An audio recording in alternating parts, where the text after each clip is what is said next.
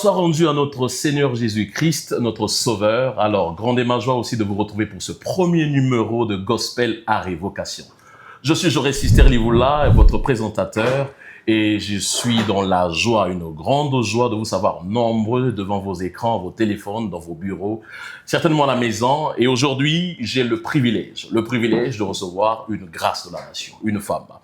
Elle est fondatrice et directrice du festival Zaba. Elle est une voix singulière qui puise son inspiration dans les racines profondes de la culture congolaise, l'évangile et les luttes sociales.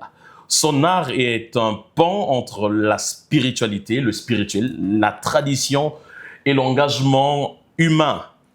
Voilà, et avec elle, nous parlerons de l'artiste et les exigences administratives.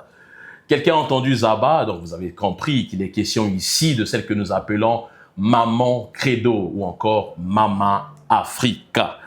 Alors, je m'en vais dire bonjour Maman Credo. Bonjour le prof. En tout cas, je suis très heureux de te recevoir du haut de ce plateau. Merci beaucoup. Comment vas-tu? Comment la santé? Ça va, Dieu fait grâce, on est là. Jour après jour, Maman Credo ne cesse de rajeunir. Hein. Ah bon? En tout cas, salutations à Papa Nkouka, à Papa Credo. En tout cas, salutations. Alors, Maman Credo Zaba, on parle de directrice et fondatrice de Zaba. C'est quoi Zaba? Zaba, c'est un festival, c'est une association qui œuvre dans la promotion de la culture et pour l'autonomisation des femmes. Promotion de la culture et autonomisation de la femme. Oui. Ah, donc vous ne vous axez pas seulement sur la culture, mais vous donnez aussi... je donne aussi accès aux femmes d'être autonomes par des ateliers que nous faisons chaque année. Est-ce que cela n'empiète pas un peu à votre carrière? Parce que vous-même, vous êtes artiste, vous êtes femme. Est-ce que cela ne bouge pas un peu votre calendrier, votre façon de... Non, le contraire, ça ajoute quelque chose à ma carrière parce que je ne suis pas homme, je suis femme. Okay. Donc, je suis toujours dans mon truc, artiste et femme. Combien d'années aujourd'hui, Zaba? Combien d'années? Zaba, aujourd'hui, nous sommes à notre 5e année, mais avec le festival, nous sommes à notre 4e année. 4e année. Et ça va, on voit le fruit du travail, Zaba. Alors, je ne vais pas entrer dans la polémique où tout le monde, à un moment donné, sur les réseaux sociaux, ont cru que Maman Credo avait ramené de la rébellion dans le milieu gospel parce que tout le monde était tiré. Maman Credo, est-ce que c'est le but de Zaba? Est-ce que ça a apporté la contradiction au milieu de l'Église? Alors, je ne peux pas refuser la contradiction parce que le Dieu que je sers, lui-même, Jésus-Christ, est venu avec une contradiction. Okay. En tout cas, il ne s'est pas mis du côté des docteurs de la loi, mais plutôt, il a dit ouvertement ce qu'il fallait dire. Donc, je sers un Dieu qui n'est pas rebelle, mais qui est véridique et vrai dans ses propos. Donc, Zaba est venu avec la vérité. La vérité ne fait que blesser aussi et ça donne toujours des contradictions. Mais c'est ça l'évangile aussi. Okay. Ça fera que le papa, la maman, l'enfant ne s'entendent plus à cause de l'évangile. L'évangile, c'est la vérité et voilà, la vérité de fois fait mal. Et c'est à cause de cette vérité aujourd'hui que nous recevons Maman Credo pour nous parler sur un thème très capital. Maman Credo, un thème qui va certainement aussi blesser, faire mal à beaucoup de gens. L'artiste et les exigences administratives. Parce qu'aujourd'hui, il faut dire que tout le monde aujourd'hui parle de ce que c'est qu'un artiste. J'aimerais déjà poser la première question ici, savoir c'est qui un artiste et qui doit se dire artiste? Alors, un artiste, c'est celui qui crée. Un artiste, c'est celui qui peut interpréter, composer, aussi transmettre une vision par la musique, par la peinture, parce qu'il faut avouer que l'art, c'est pas seulement la musique. Ouais. On a la peinture, on a des artisans aussi qui sont des artistes. Donc, un moyen, en fait, de créer et d'exprimer une vision ou de transmettre un message. Un moyen de créer, de transmettre un message. Alors, nous allons nous axer sur ce que c'est qu'un artiste gospel. Alors, si un artiste est celui qui peut créer, alors parlons d'artiste gospel. Maman Credo, est-ce que artiste gospel, c'est celui-là qui est créateur d'une œuvre gospel? En temps normal. OK. En temps normal et aussi, je voudrais quand même aussi dire à ceux qui nous suivent, comment entendez-vous le mot gospel? Parce que ça aussi, c'est un problème. Mais vous pouvez en parler, oui. Nous avons parfois des soucis dans nos milieux parce que le gospel, c'est l'évangile. OK. Le gospel, c'est l'évangile, mais l'évangile ne veut pas dire que Jésus-Christ est Seigneur, nous irons au ciel ou Jérusalem ou Bethléem pour qu'on parle de l'évangile. Mais l'évangile, c'est aussi dire, même à la nation, à nos nations, à la société, que ça, ce n'est pas bien, c'est un mal, il faut faire ceci pour faire le bien. C'est ça aussi l'évangile. Donc, savoir non, mais de base, l'évangile est centré sur Jésus-Christ d'abord. Oui, c'est centré sur Jésus. Pas sur la moralité. Mais non, l'évangile, Christ aussi a parlé de ça. OK. Parce que quand il dit aux gens, si vous n'êtes pas comme cette femme, lancez les pierres. Parce que certaines personnes... C'est une moralité, en fait. Aujourd'hui... Il a voulu dire à ces personnes que ce que vous êtes en train de faire, ce n'est pas bien. Mais est-ce que vous-même, vous êtes correct pour faire telle chose à cette femme? Je pense que ça rentre aussi dans le cadre de la moralité. Oui, ça rentre dans le cadre, mais avec un soubassement. Mais sinon... Christ, bien sûr. Parce qu'on tombera sur des personnes qui vont dire, bon, la bonne morale, c'est l'évangile. Et c'est là le danger. C'est quoi l'évangile? C'est la bonne nouvelle de Jésus-Christ qui parle du bien et non du mal, qui encourage les gens à faire du bien et non du mal. Maman Credo, voilà. Aujourd'hui, sur ce plateau de Gospel à Révocation, nous allons parler de l'artiste et les exigences administratives. Maman Credo dit que l'artiste, c'est celui-là qui crée. Et parlons de gospel et parlons de l'évangile. Maman Credo, en quelques mots, le gospel, ça a commencé comment? Est-ce que vous pouvez nous dire quelque chose là-dessus lorsqu'on parle de gospel aujourd'hui? Qu'est-ce qu'on entend? Ça vient d'où? Bon, si je parle du gospel en tant que genre de musique... Parce qu'il y a le gospel en tant que genre. Le gospel en général, c'est l'évangile, mais il y a aussi le gospel en tant que genre de musique. Donc, dans le gospel en tant que genre, la fondation, ce sont les États-Unis. Les États-Unis. En fait, c'est venu à travers ce qu'on appelle l'esclavagisme, quand on a déporté les Africains vers les États-Unis. Et pendant ce temps, en chemin, toutes les souffrances qu'ils ont vécues, ils les ont traduites par des chants. Et c'est là où est né le gospel, qu'on appelait, dans nos débuts, je pense qu'il y a un monsieur qui est en train de nous suivre, qui est l'approche, avec qui nous avons commencé le Negro Spirituals. Okay. Donc, c'est dans ce sens-là qu'on peut parler de l'évangile, du gospel, qui a commencé avec les États-Unis. Ça a commencé avec les États-Unis et aujourd'hui... Les Noirs américains, s'il faut le dire. Les Négros. Voilà. Mais aujourd'hui, ça se retrouve au Congo. Voilà, au Congo, en République du Congo précisément.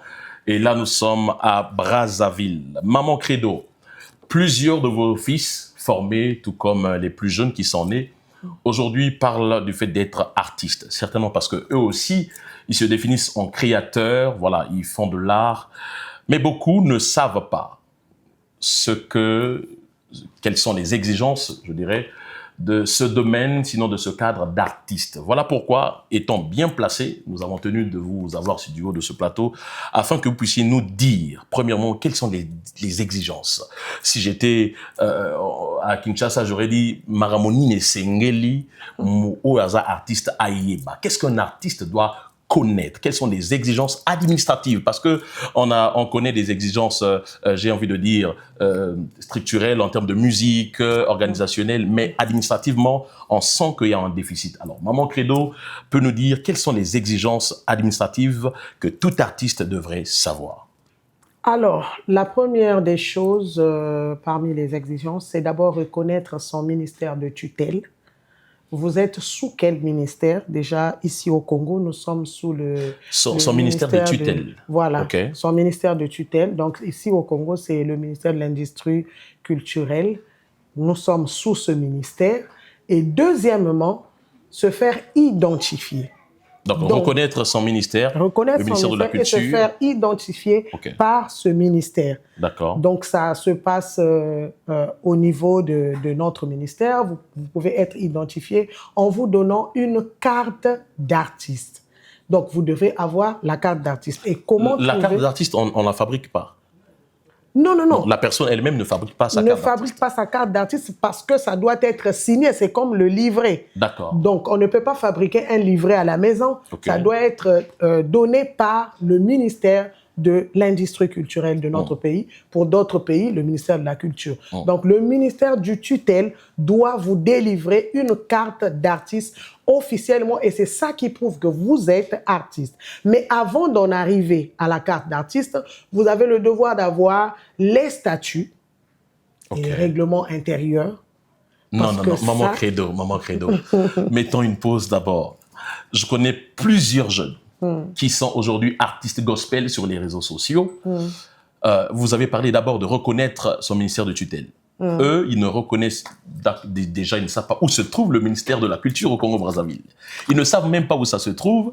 Vous avez parlé d'être identifié. Ça veut dire que si le ministère de la Culture ne vous identifie pas, vous n'êtes pas reconnu artiste sur le territoire officiellement. Wow. Et vous êtes en train de nous dire qu'il y a des statuts. Bien sûr. Non, maman. Mais vous ne pouvez pas avoir, comme on dit, un papier officiel des ministères si on ne connaît pas vos missions et qu'est-ce que vous faites, quelles sont vos lois dans votre groupe. Par exemple, je prendrai un exemple des groupes. Vous avez un groupe, vous n'avez pas de statuts, pas de règlement intérieur, pas de procès verbal, mais vous voulez qu'on puisse vous octroyer, par exemple, le récépissé de votre groupe. Non, mais c'est dans le cadre de l'esprit, maman credo. On est spirituel, on ne peut pas mettre des statuts. Tala, esprit est pour exclure administration. Ok. Parce que Christ, ils sont partis se faire enregistrer. Hein? Oui. Marie et Joseph, ils sont partis faire l'enregistrement. C'est pas parce que c'était Dieu qui était né et qu'on devrait écarter l'enregistrement. Non, non, non, non, non. L'évangile ne nous empêche pas d'avoir nos papiers parce qu'on n'ira pas dans les avions pour aller représenter le Congo tout en disant que je suis spirituel, faites-moi rentrer. On va vous demander le passeport, c'est obligatoire, et on va vous demander la carte d'artiste si réellement vous partez pour une mission artistique. Donc, il est important. Pour ceux qui sont au Congo, je vais profiter de donner le lieu du ministère de la Culture. C'est au niveau de Ex-Trésor. Si vous connaissez Plateauville. Ex-Trésor, Plateauville, vous arrivez à Ex-Trésor, vous demandez le ministère, on va vous montrer, c'est non loin de Ex-Trésor. Donc là-bas, vous allez vous renseigner. Et nous avons aussi la direction des arts et cultures qui est en diagonale de l'école militaire, donc vers le CHU. C'est là-bas qu'on va... Cléron. Voilà, c'est là-bas qu'on délivre les cartes d'artistes. Vous allez là-bas, mais pour l'heure, on a d'abord mis pause sur ça.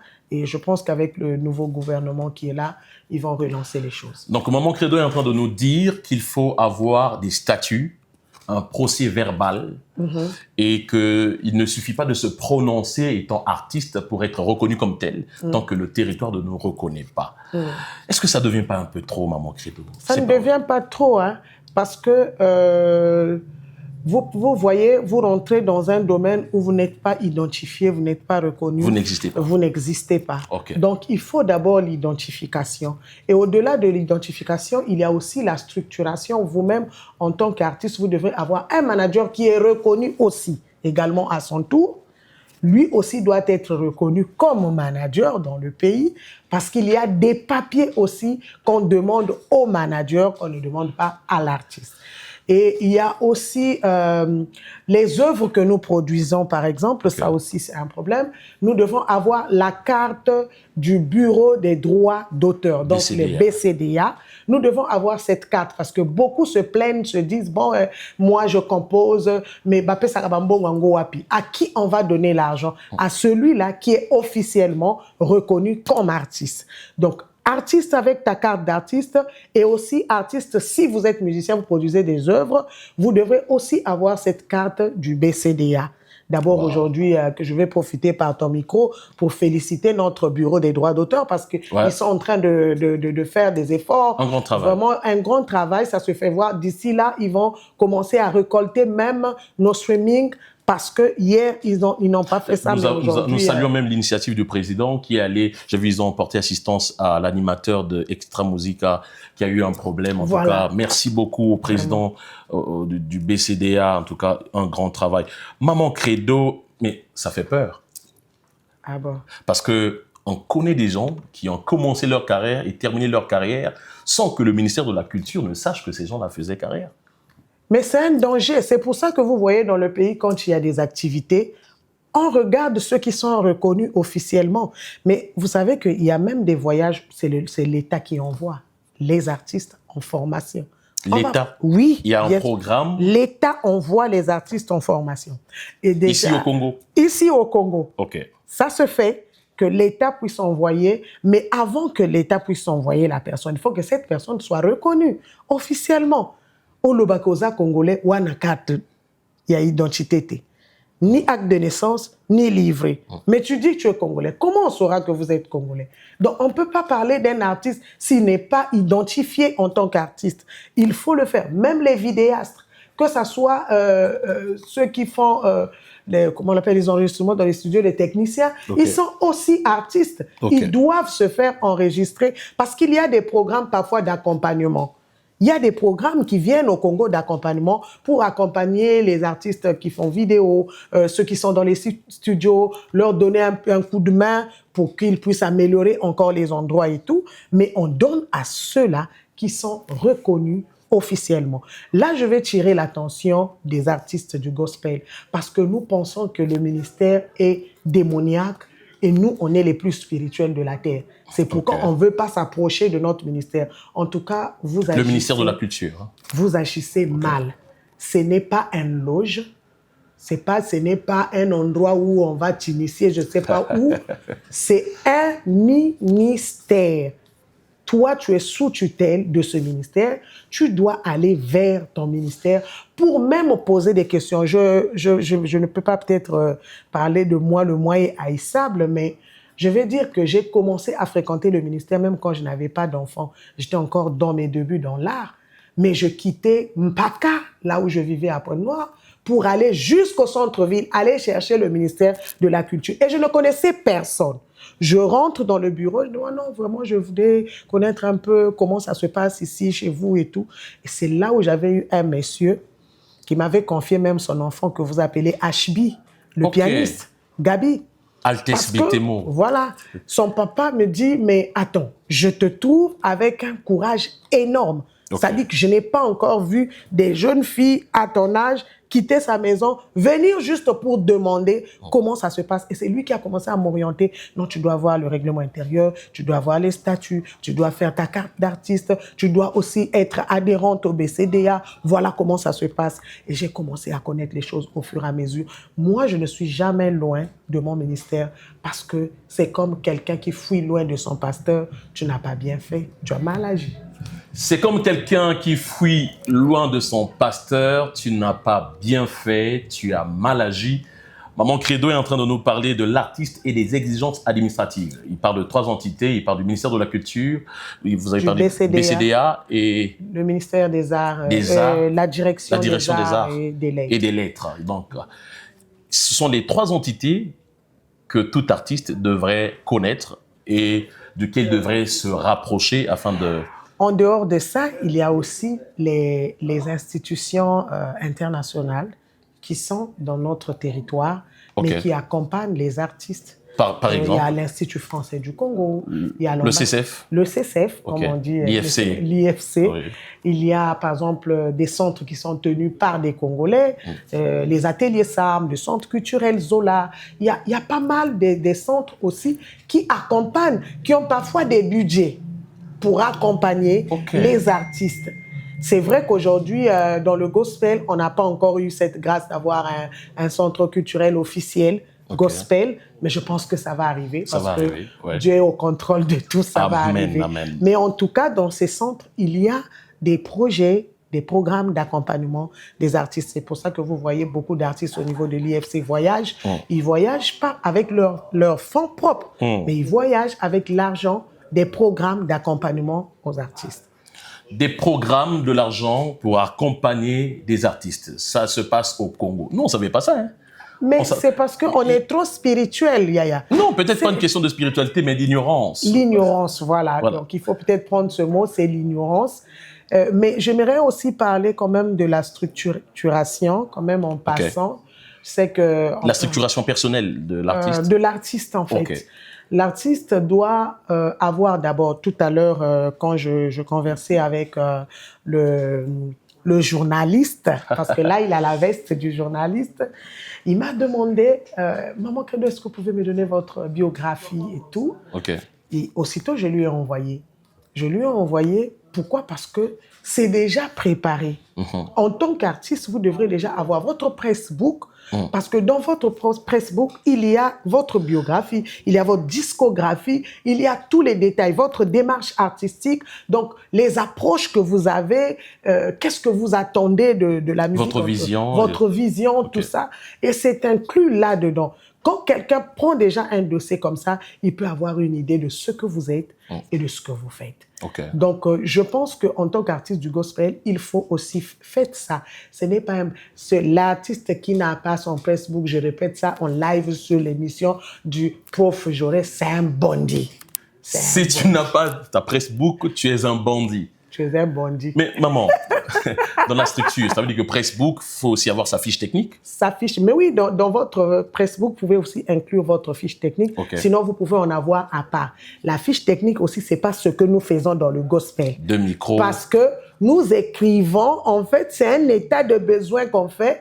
2 micros, un piano, tout ça. Ça, c'est un état de besoin. C'est un état de besoin, mais ce n'est pas une fiche technique. C'est quoi la fiche technique, c'est là où vous avez votre backline, tout, et vous avez aussi le plan de scène dans votre fiche technique. Quand quelqu'un regarde votre fiche technique, il n'a pas besoin de vous demander « Maman Credo, le pianiste va se placer où ?» Dans le plan de scène, il sait déjà que le pianiste est à gauche, le chanteur est à droite, ou dans votre backline, il y a le câblage. On sait déjà, piste 1, c'est la grosse caisse, 2, c'est ceci. Et même l'artiste lui-même doit connaître ça en tête. Doit savoir que moi, quand on fait le câblage de ma scène, c'est la piste numéro 1, c'est la grosse caisse. Donc, quand il y a un souci, il n'est pas obligé de dire grosse caisse, il peut dire piste 1. Voilà. Donc, on connaît déjà par le nombre, on sait déjà qu'il y a un problème à tel niveau. Et ça, j'insiste parce que j'ai eu l'expérience avec le festival Zaba, qui est un festival du gospel. Nous avons lancé des appels en ligne. Déjà, chaque année, nous, on lance des appels en ligne. Et généralement, quand on reçoit les dossiers qui sont mal conçus, excusez-moi, je suis en train de le dire. Vous n'allez pas dire que ce sont des dossiers gospel? Oui. Et puis encore, du Congo. De la République du Congo. De la République du Congo. Parce que la République du Congo, nous restons un peu derrière. Je ne sais pas qu'est-ce qui se passe dans nos têtes. Est-ce que réellement nous voulons être des artistes? Quand on lance des masterclass, vous ne venez pas. On lance des formations, vous ne venez pas. Mais comment vous allez apprendre? Tu sais que j'étais scandalisée à la 2e édition, je pense. Nous avons mis tout ce qu'on avait comme dossier, parce que souvent on se retire de la ville, on va dans d'autres départements pour traiter les dossiers. Nous avons eu 95 dossiers à traiter, mais les dossiers de la République du Congo, c'est comme je te dis tout à l'heure, ce sont des états de besoin qu'on nous a donnés. Mais par contre, j'ai vu dans d'autres pays, surtout l'Afrique de l'Ouest, ce n'est pas pour dire qu'ils sont meilleurs, non. Mais ce côté-là, ils ont appris, ils ont été formés. Voilà. Ils ont été formés. Quand ils envoient des dossiers, des artistes du gospel, mais c'est propre, ça te donne envie de regarder.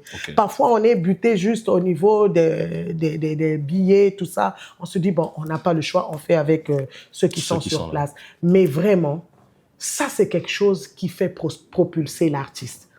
Quand tu envoies ton dossier à un festival, on regarde, on sait qu'il est professionnel et on s'attend déjà à quelque chose de bien. Mais tu veux aller jouer ailleurs. Comme on me pose toutefois des questions, comment vous faites pour voyager, aller jouer ailleurs? Mais comment on fait? On postule en ligne. On n'est pas forcément obligé de connaître tout le monde dans tous les pays. Mais quand on regarde sur Facebook, toi, tu regardes quoi? TikTok, il voit de la danse. Ça va. Tu as vu la veste que le frère Jaurès a portée. On dirait qu'il fallait que ça soit une veste bleue et tout ça. Mais il faut regarder sur les réseaux sociaux les choses qui peuvent te faire grandir dans ton travail. Et quand on lance les appels, tu regardes, il y a un appel, tu postules. Tu envoies, on va te demander le dossier artistique. Tu envoies ton dossier artistique. Dedans, il y a aussi les revues de presse. Est-ce qu'il y a des presses qui parlent de toi? OK.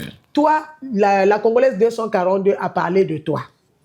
Tu passes l'article. Chaque fois que tu vois ça, tu défiles, ce n'est pas ton problème. Non, il faut faire des captures d'écran.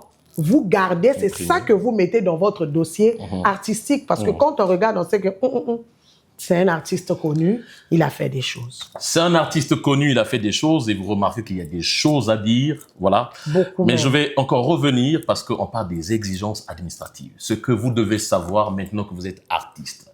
Des choses que vous ne pouvez pas passer outre, ce que vous devez posséder. On parle ici du ministère de la Culture, du ministère c'est la direction des arts et des lettres et du BCDA. Je vais un peu m'incliner du côté de BCDA. Est-ce qu'il suffit juste de sortir une chanson et se dire que voilà, je vais gagner de l'argent avec? Non, non, non. Il faut toujours être identifié. Il faut être identifié, donc il faut être adhérent au BCDA. Il faut que les œuvres soient aussi jouées. OK. Là aussi, il y a un problème. Tout le gospel n'est pas joué sur L'étendue nationale. l'étendue nationale. Même dans comment vous appelez ça, dans nos téléphones. Bon, c'est pas pour s'enorgueillir, mais j'ai eu au moins la grâce que MTN fait passer Bien les sûr, chants. Tu bien peux sûr, taper bien étoile 888, étoile 11, tu as les chants de Maman Credo. Et ça aussi, ça fait de l'argent parce que la société envoie l'argent au BCDA et le BCDA fait la répartition. Une question, est-ce que Maman Credo a déjà perçu de l'argent du BCDA? Mikolo, on est ça là qui vient, qui toque comme un cassé. Ah ouais. Moi, après, ça se voit, ça se voit. Non, ça mais en tout cas, au-delà d'attendre des millions, mais ça fait plaisir quand on vous appelle, on vous tend un petit 100 000, 200 000, 300 000, que l'art a produit. Non, sincèrement, souvent quand je vais au BCDA, je récupère mes droits d'auteur. Je passe toujours quelque part là où je suis seule. En bon coin, je bois, autour jumelles, et puis je dis, à Kempeski. Ma souffrance de la musique. Non, c'est bien, il faut le faire. Il faut juste 2 cartes photo, 10 000 francs, et vous mettez le son dans une clé. Avant, nous, on mettait... Votre discographie, tout voilà. ce que... Voilà. Non, non, non, le son. Juste la musique que Oui, vous... la musique que vous mettez dans votre clé USB et puis vous amenez au BCDA. Le BCDA vous enregistre. Là, c'est encore bien parce qu'ils ont instauré le système en ligne où vous pouvez déclarer vos chants et vous pouvez aussi vous faire enregistrer en ligne. Est-ce que vous nous rassurez qu'en ligne, ça va? Ça va parce que j'ai déclaré le dernier titre que j'ai fait, Boulouel Boulouel, je l'ai déclaré en ligne depuis la maison. J'ai envoyé, ils m'ont renvoyé l'accusé. La confirmation. Oui. Maman Credo, nous parlons ici d'un sujet très capital. Vous connaissez vos enfants, il y en a plusieurs qui ne sauront pas et qui n'arrivent pas à faire ça, à travailler ou à rechercher, à mettre tout en œuvre. Et nous avons vu que vous êtes depuis un moment donné sur la coordination du CMCC, le collectif des musiciens chrétiens du Congo.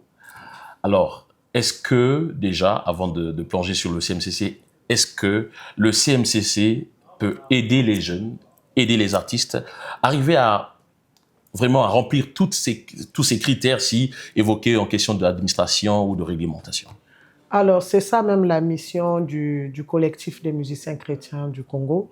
En tout cas, le CMCC est très ouvert et des bras ouverts parce que nous voulons effectivement que les artistes du gospel soient professionnalisés.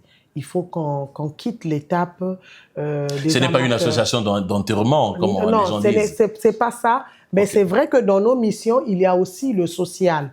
Parce que là où il y a des gens, on ne peut pas écarter le social. C'est toujours important. Quelqu'un peut tomber malade, on peut lui venir en aide, mais ce n'est pas la mission principale, en fait. La mission principale, c'est promouvoir la musique du gospel, aider les artistes congolais à accéder au niveau international, à officialiser les documents. Déjà là, nous sommes en train de préparer une conférence où on va aider des gens à monter leur pressbook déjà.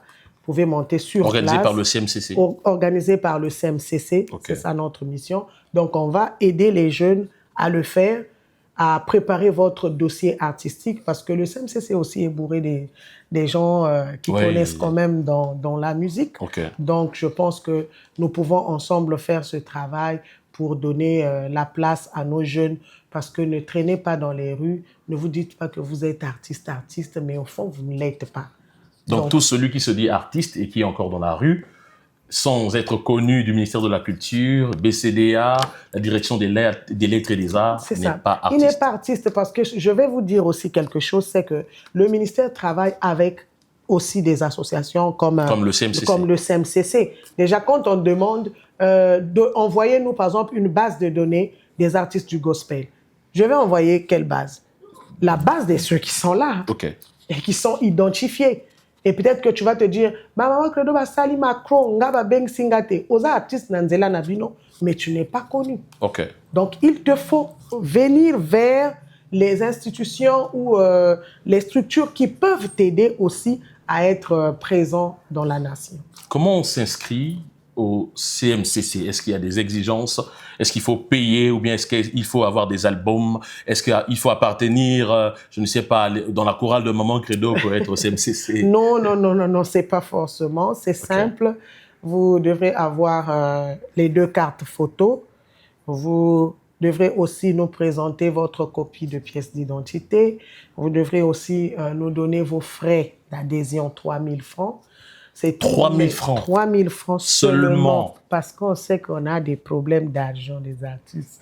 Donc 3 000 francs seulement, 2 cartes photos, une pièce, une copie de la pièce d'identité. Mais aussi, nous sommes, comme on dit, classés en catégories.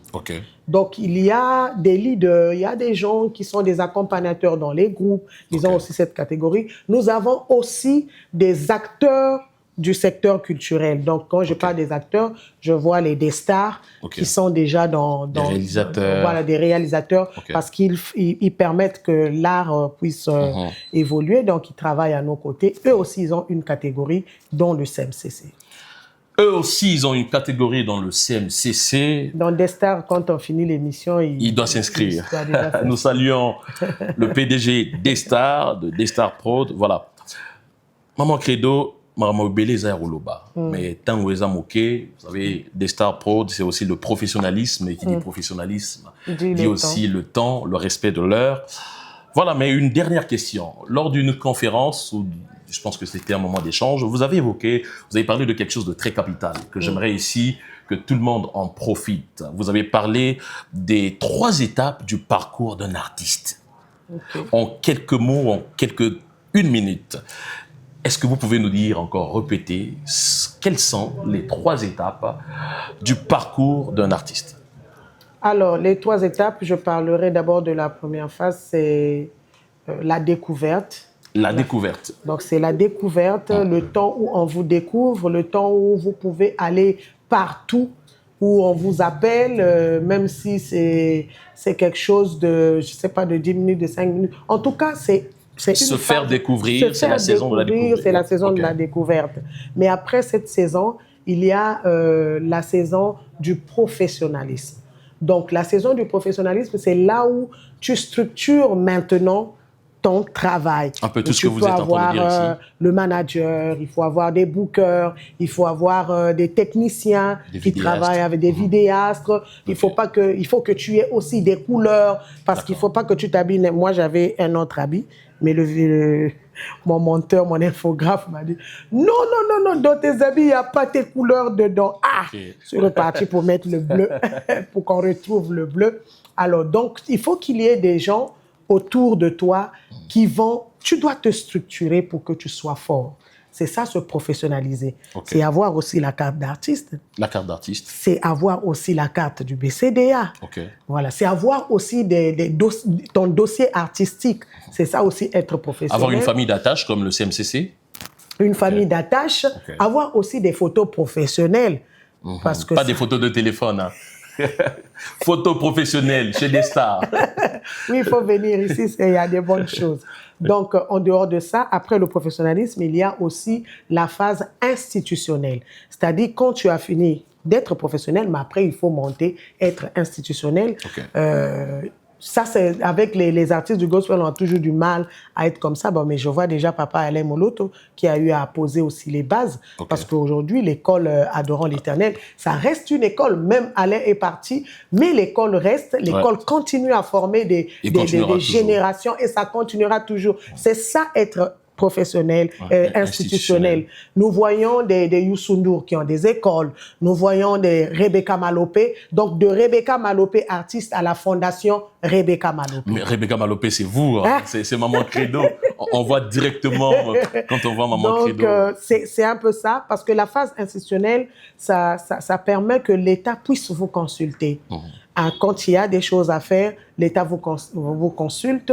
Déjà, beaucoup ont demandé comment elle a fait pour aller aux États-Unis. Alors, je te dirais parce que j'ai grimpé la phase institutionnelle. Non, maman, est-ce que tu n'as pas joué au développerie? Est-ce que Maman Credo n'a pas joué au développerie? Déjà, je te dis que j'ai juste soulevé mon sac et parti. J'ai fait les 6 États sans... 6 États? 6 États. J'ai fait 6 États sans donner un franc. Wow. Donc, j'étais aux frais de l'État américain. Mais pourquoi? Parce que l'ambassade déjà des États-Unis avait besoin d'un profil artiste, mais engagé et institutionnel. Donc, quand on m'a appelé, on dit, bon, mais on a regardé les profils, les artistes du gospel, on vous a détecté. Et tu réponds aux règles de l'art. Tu as ta carte d'artiste. Envoie-nous tes documents. J'ai envoyé les documents. Envoie le récépissé de ton association. J'ai envoyé. Ils ont regardé et ça correspondait à l'attente de l'État américain. Alors, nous bénissons le Seigneur pour ça. J'ai été validé. Donc, quand vous arrivez à l'étape institutionnelle, je vous dis, c'est bien. C'est comme vous dites tout à l'heure, les jeunes ont besoin de la formation. Mais qui doit former?